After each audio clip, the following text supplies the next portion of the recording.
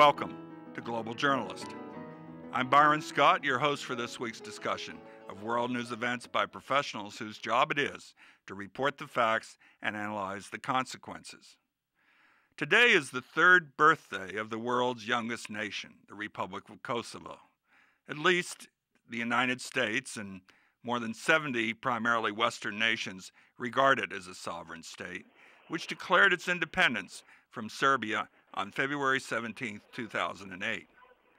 But the fledgling Balkan nation has had a terrible twos kind of year, pockmarked by continuing political and ethnic strife between the majority ethnic Albanians and a Serbian minority, and most recently, accusations by a committee of the European Parliament that Kosovo's own prime minister was a ringleader in the trafficking of human organs taken from unwilling donors during the Kosovo War. With us to bring us up to date and talk about the future are four journalists who have been covering the birth pangs and the early growing pains of Kosovo. From Belgrade, Dejan Anastasijevic, reporter for the Vremje weekly newspaper and a researcher at the Belgrade Center for Human Rights. Thank you very much for being with us, Dejan. In Pristina, Jeta Jara, anchor at RTK, and more importantly, Kosovo director for the Balkan Investigative Reporting Network. Jeta, welcome to the show. Hello. Also, in Kosovo's capital city is Besa Lusi, editor-in-chief of the Kosovo 2.0 news website. Welcome, Besa. Thank you. Hi. And Arban Anamete, senior political reporter at Kosovo's largest daily, Koha Detore. Let me start, Besa, with you by asking,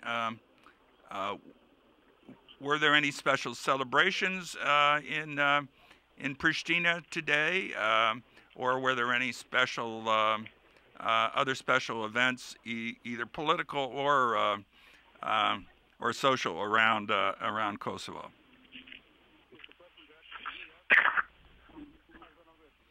Besa? Oh, to me, okay, yes. Yes. Well, I was just walking downtown a bit earlier, and there's people out on the streets, and I think the difference between this year and previous celebrations is that this time we actually didn't have celebrations organized by the government, because we're actually just in the state of the government is just being created after we had an election.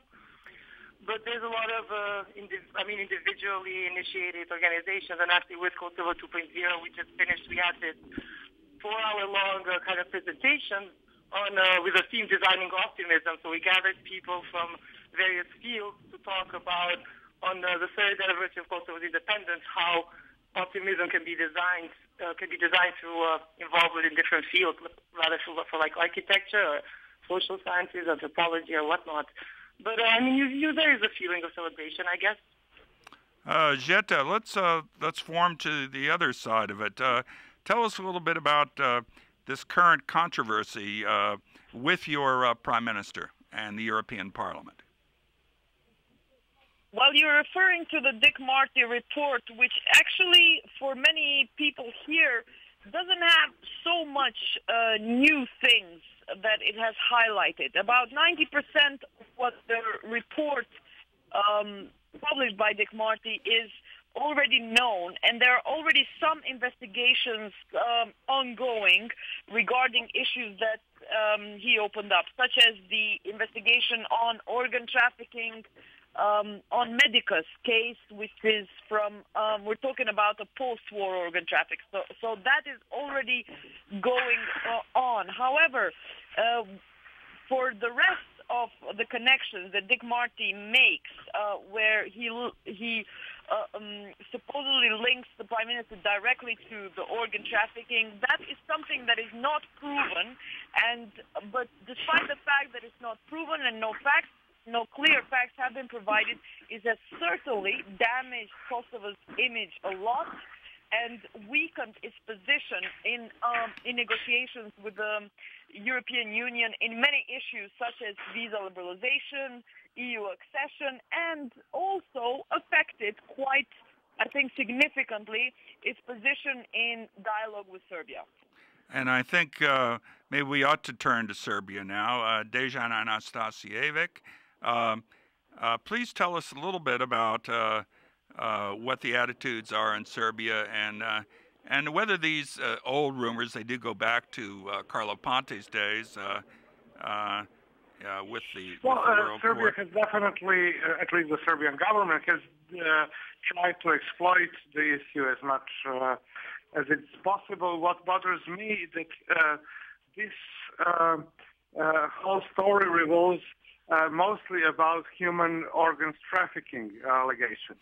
This was doing this was by the KLA during allegedly about approximately 600 Serbs and other ethnic minorities missing in the aftermath of the war. That means after NATO moved in. So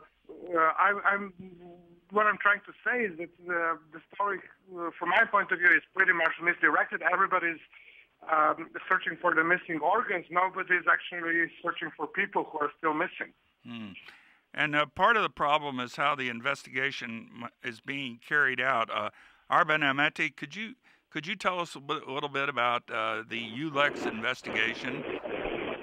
Well, ULEX has already declared that they are ready to investigate and that they have the capacity to investigate. I think that this is the only way that this investigation should be done, because ULEX is here with a lot of prosecutors and investigators from all around Europe. They have the capacity, and I think that they are ready to tell the truth regarding all the charges that Mr. Marti makes.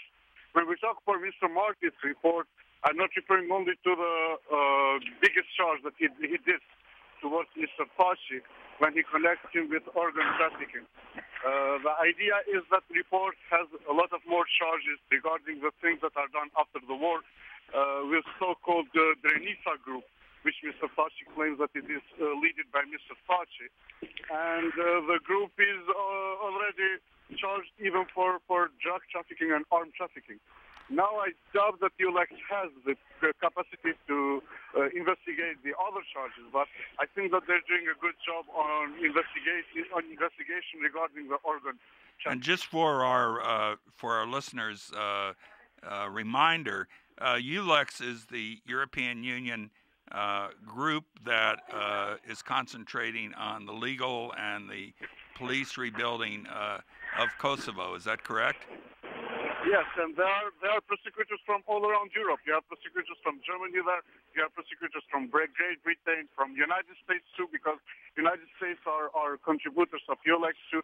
And they claim that they are ready to do the investigation. They claim that they have the capacity to deal with the investigation. And this is, let's say, the first positive signal that we got after Marti's report. There is a trustable institution who is claiming that is ready to investigate, and they already started the investigation. Even that Mr. Marti had some doubt in order to give them evidences. Zeta, tell me what the problems are with reporting this sort of thing. It really surpasses the boundaries of Kosovo, does it not?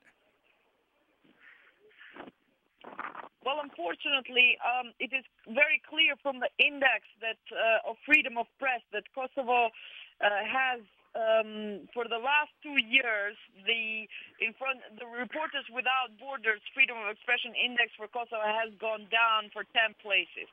Yes.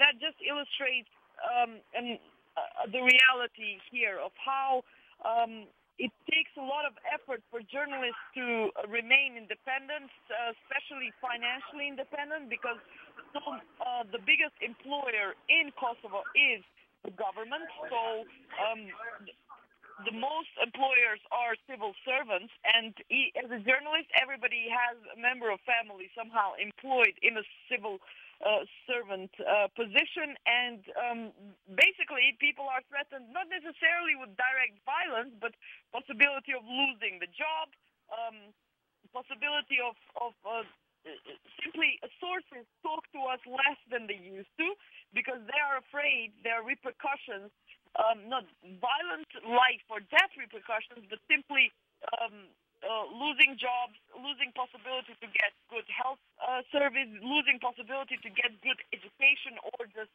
fair education.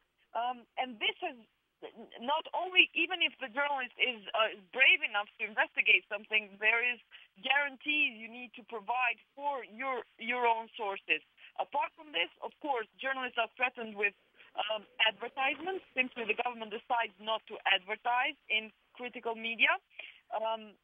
And in addition, there is really a direct say, especially regarding the public television in Kosovo, the example of Deputy Prime Minister being in the parliamentary group that appointed board members is not a hidden or some sophisticated way of influencing media, but it is a very open attempt to influence the public broadcaster in Kosovo, where I work and I produce my program, and this makes really the environment not very encouraging at all for independent journalists.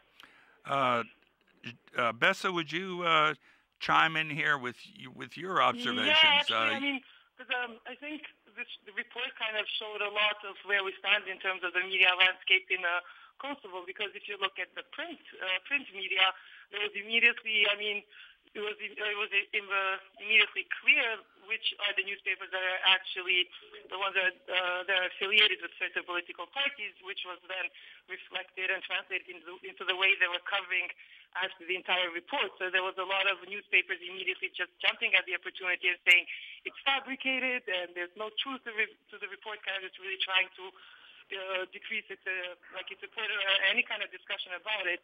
But most of the real discussion has been going on mostly with columnists and opinion writers who kind of mostly just touched upon what does this actually mean for Kosovo and Kosovo's futures and Kosovo's integration into Euro-Atlantic structures. But the fact that, going back to kind of what I said at the beginning, there was immediately there was this jump of not really saying, okay, let's just wait and see, for investigations, and actually try maybe even to check into some of the details and trying to verify the details of the report, but this immediate attack on the fact that it's completely fabricated, which I don't know how much is true yet or not, because it is to be investigated, but I think journalists should not be jumping immediately like that, because they also have to show some kind of professional standards. Orban, what do you think of Besa's comments? And she spoke particularly about newspapers such as Kohodatori. What is their stance, and what are the reporting difficulties? Please, again, if you can repeat me the question, I couldn't hear it. Yes. What is the Kohodatori stance on this? On these accusations against the Prime Minister, and what are the reporting difficulties? Actually, if I talk for Kohodatori, we were ready to publish everything that Mr. Marty wrote, and some of the materials actually that Marty already used were published years ago in Kohodatori. But I think that the way how the report was represented created a national feeling amongst the Albanians in Kosovo, which made all the opinion against the report, and probably nobody entered in the real details of the report. All right. Before we continue this discussion, I want to remind our listeners that you can view or listen to this program by downloading our podcasts at globaljournalist.org. That includes the online discussions and features that continue after our half-hour show. You also can send us questions or comments, care of globaljournalistprogram@gmail.com, or look us up on Facebook.